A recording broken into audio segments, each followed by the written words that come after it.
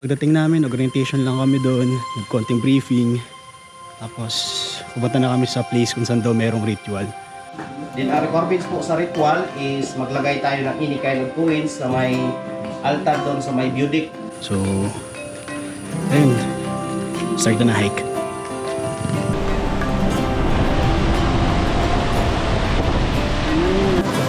Ayan, galing tumakbo!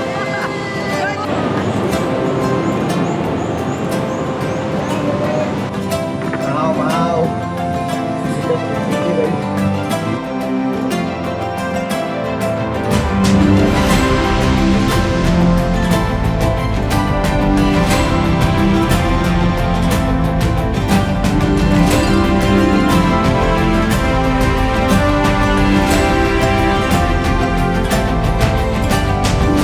Yo! Welcome to the summit of Mount Colago. Let's go!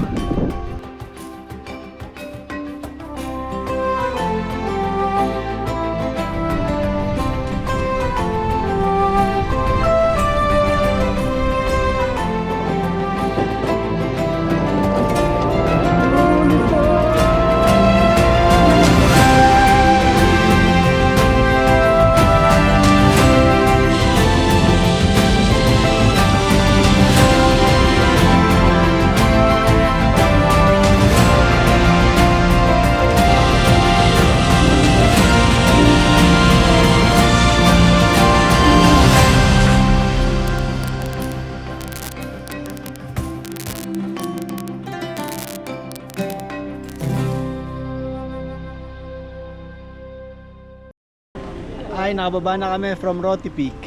Ito na kami sa Lovers Lane. Pahinga lang tapos diretso na kami ng Cedar Falls. Ay, ito yung Lovers Lane.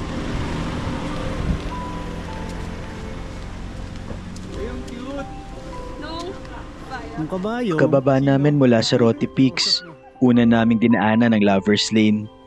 Isa itong free space park na merong isang view deck kung saan pwede ka magpahinga o kaya naman ay mag food trip habang pinagmamasdan ang ganda ng rolling hills.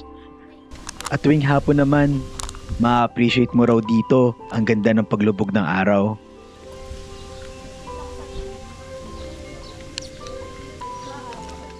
Sunod naming pinuntahan ay ang Center for Ecological Development and Recreation or mas kilala sa tawag na CEDAR na siyang matatagpuan sa Barangay Impalutao, Impasugong, Bukidnon. Isa tong eco park na may lawak na 1,700 plus hectares at sa loob nito ay nakatago ang iba't ibang talon na siya namang sinadya namin ngayong araw. Tapos magti-trek lang kayo sa unahan. Ingat mo kayo sa daan down kasi may part na medyo madulas. Sunod lang kayo sa guide ninyo. Alalayan kayo ng guide. Okay. Tingin sa dulo. Bago marating ang mga talon, ay kinakailangan namin na mag-trekking at river crossing. Medyo delikado, kaya naman importanteng makinig sa mga paalaala o orientation bago magsimula ang activity. Itong one falls, bago nyo magpasok dyan, may madaanan kayo na 4.5 feet kalalim ng tubig. Siguro hanggang 50 feet lang. Pero mas maganda, naka-life vest kayo para sa safety na rin po sa inyo. Kaya din ma'am, walang problema, lalayo na ang kayo dyan. After ng orientation, agad na kami nagsuot ng mga life jacket na binigay ng mga staff at nagsimula na maglakad patungo sa waterfalls.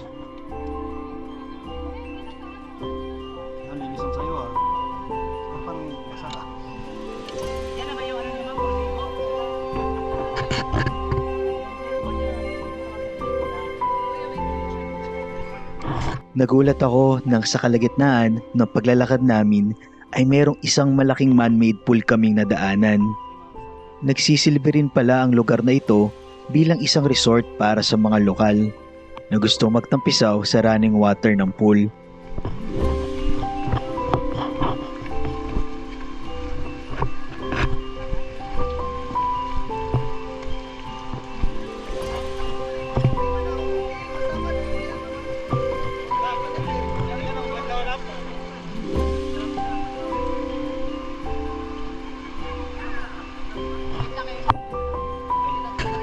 Dito ka?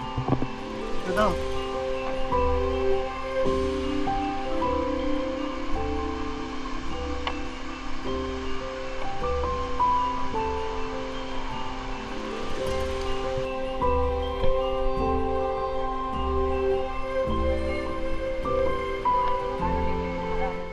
Mula sa parking area ay hindi lumagpas ng 15 minuto ang nilakad namin bago namin marating itong wooden stairs. Ang hagdan na ito ang daan pababa patungo sa isang ilog na siya namang kakailanganin naming lusungin kung gusto naming marating ang mga talon.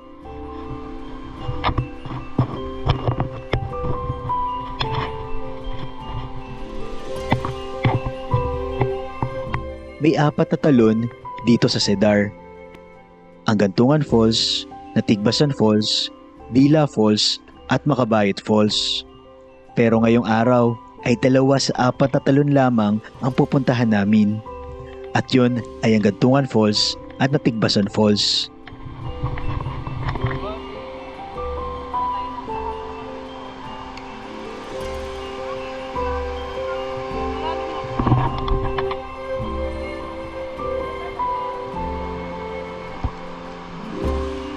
Madulas ang daan patungo sa unang talon.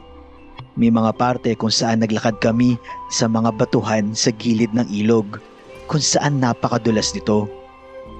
Meron din mga pagkakataon na kakailanganin mong lumusong sa tubig para makatawid sa kabila. Medyo malabo nga lang ang tubig nung lumusong kami, dala na rin ng ulan noong gabi. Ganoon pa man, dito pa lang sa river crossing ay sobrang nag-enjoy na ako. 10 minutong paglalakbay sa ilog ang kinailangan naming bunuin upang marating ang unang talon, ang Natigbasan Falls. May taas itong 30 feet at pwede kang maligo sa ilalim nito. Natural massage kumbaga.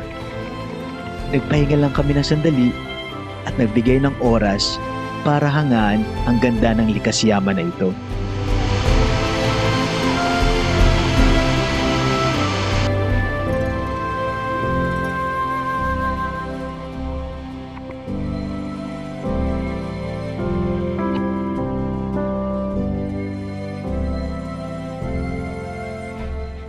Nang oras na para pumunta sa pangalawang talon, ay kinailangan namin bumalik kung saan kami nagsimulang lumusong sa ilog. Dahil doon din pala ang starting point ng pangalawang talon. Next waterfalls.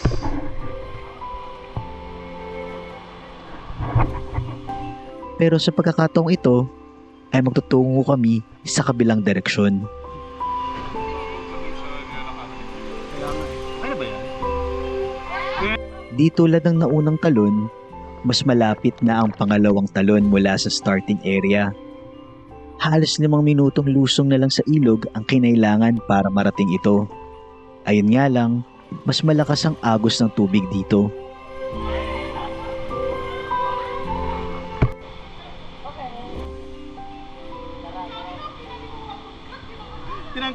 Tinanggal na yung ano, meron pa doon.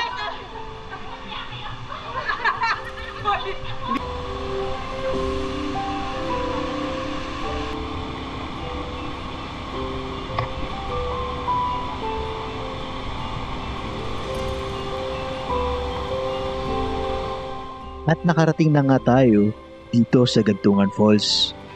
Ang totoo niyan, plano talaga namin pumunta sa mas malapit sa talon. Ngunit dahil nga sa sobrang lakas ng agos ng tubig, ay pinagsabihan kami na mas makakabuti na wag na lang namin ituloy para makaiwas sa disgrasya o aksidente.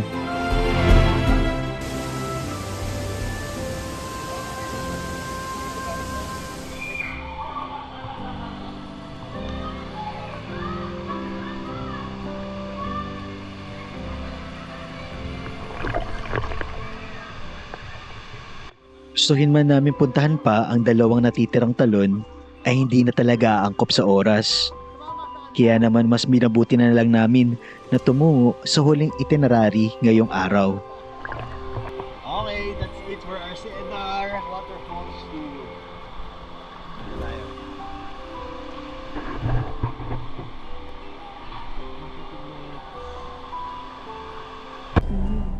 Ang huling itinerary ngayong araw ay walang iba kung hindi ang sikat sa social media na communal ranch ng Kapitan Bayong Ipasugong Bukidnon.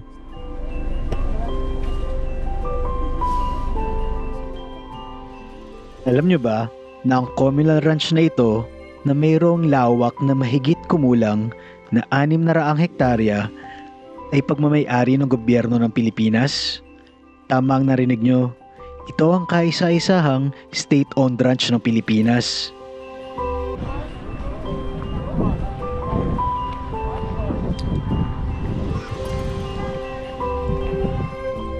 Karating namin ay hindi agad namin pinuntahan ang sikat na man-made lake ng lugar. Bagkos ay dumiretso muna kami dito sa isang tagong spot kung saan may mas malapit at mas magandang view ng Mount Colago at mga katabing bundok nito.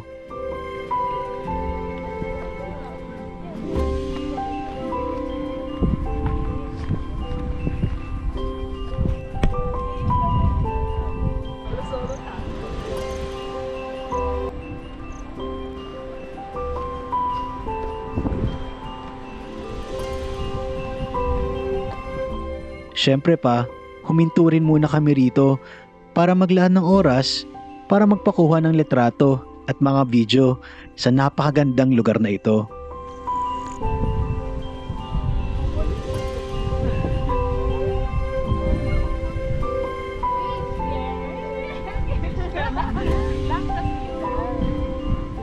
Nagpalipad rin kami ng drone dito. At dito rin nangyari ang hindi inaasahan na pagbagsak ng drone ko.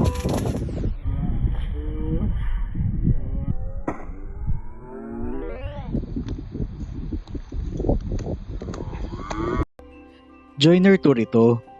Kasama sa mga dapat mong dala ay ang pakikisama. Ngunit dito ka natutunan na may hangganan at linya ito. At ito na nga ang kwento. Nagpahiram ako ng drone sa organizer namin. At di inaasahan na nabangga niya ito sa puno at lumagapak sa lupa. Hindi ko alam kung ano mararamdaman ko nung una, pero dahil gumagana pa naman ito, ay pinasawalang bahala ako muna.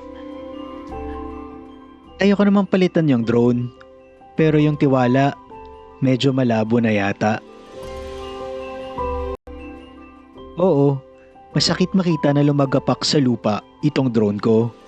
Pero ang mas mabigat sa dibdib ay imbis na humingi na lang ng paumanhin ay mas sinisisi pa ng organizer itong drone ko. Keso daw hindi na gumagana ang sensor kaya ibinalik sa akin na parang walang nangyari. Hindi ko na lang pinansin muna dahil alam kong masisira itong lakad namin.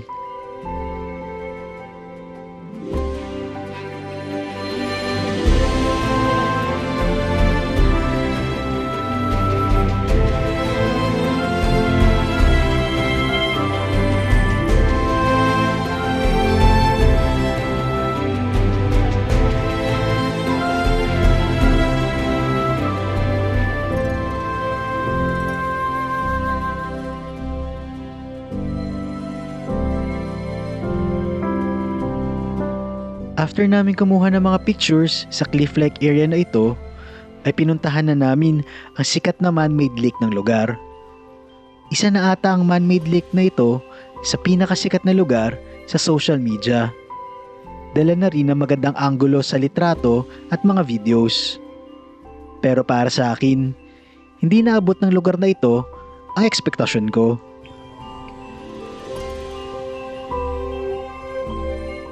May mga facilities rin sila rito kung saan pwede kang kumain o bumili ng pasalubong. Meron din pala silang mga restrooms kung kinakailangan yung gumamit.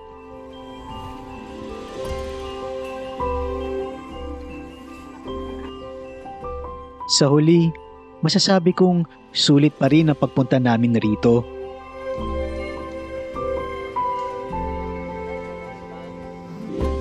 So paano? Pahinga muna kami para may lakas kami bukas sa pag-ahon ng bundok. Salamat sa panonood. See you sa susunod na episode. Paalam!